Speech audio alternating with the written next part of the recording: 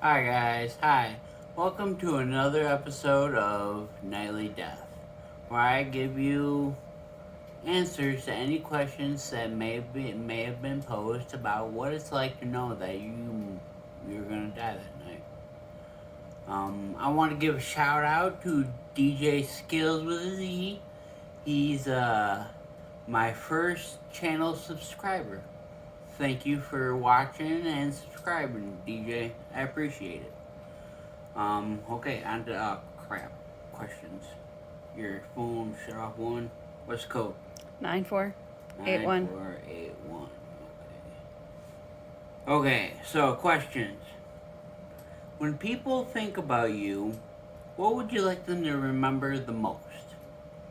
Well, I would like them to think about all, or not think, but I would like them to remember about how I'm just one little man, and I I've written, I've made art, I draw, I do woodworking, amateur enough that I made a business, and now I'm making a YouTube miniseries. So I mean, I've pretty much become a jack of all trades in the literal sense. And that's something I feel I should be proud of. So I'd like people to remember that I took myself from nothing and became something. Um, what memories make you the most proud and most thankful? I would say most proud and most thankful are only my recent memories, and that's because anything later doesn't really exist unless I'm actively trying to think about it and somebody says something that triggers the memory. Because my recall doesn't. I have worse recall than I do memory. But the one I am currently the most thankful for is my grandma.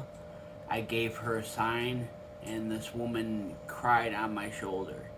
It was the greatest praise I'd ever received for something I had made, and it is probably the greatest memory I will have. It's sad to say that making my grandma cry is the greatest thing I got, but it is what it is. Um, how does your wife handle the memory issues? Well, I had to grill her about it, so she says it's a challenge, but she's very positive about it and thinks she can work through it best she can. And I've noticed, guys, that she really does try every morning to tell me. The only problem is she has a pretty bad memory too, so she doesn't always remember to tell me. But as soon as I go, hey honey, what happened? She'll go, oh yeah, this and this and this and this. And half the time when she starts telling me about the night, it'll spark the rest of the night too. That's the cool thing about recalls. All you really gotta do is trigger it harder if you lose it. So okay, last question, guys. How do I handle going through the day knowing I won't remember most of it? So yeah, essentially, how do I handle going through the day knowing I'm going to die that night? Well, it's just like you know, how does a mobster go through the day in a movie knowing that another mobster wants to cap him the next day because he didn't pay his bills or something? I mean, they go out and they do whatever they can to make money. So I do whatever I can to distract myself from that particular thought. Because every time that thought comes and sits in here, it causes me to break down mentally, and then I'm even more of an issue for my wife.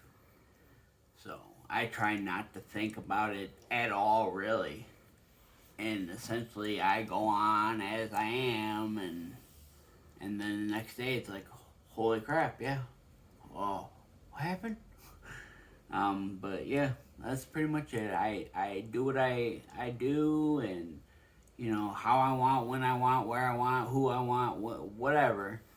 And I mean, it is what it is. So every now and then I'll have exceptionally bad times though, and in that case, then I have a wonderful pup.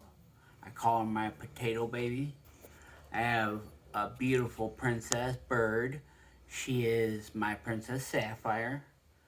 And then I'm trying to get my hands on a brown lab that I want to call Teddy, but he's gonna be a service dog, so it's a little bit more of an issue with that. You know, trying to get him trained and whatnot, because I need the service dog aspect.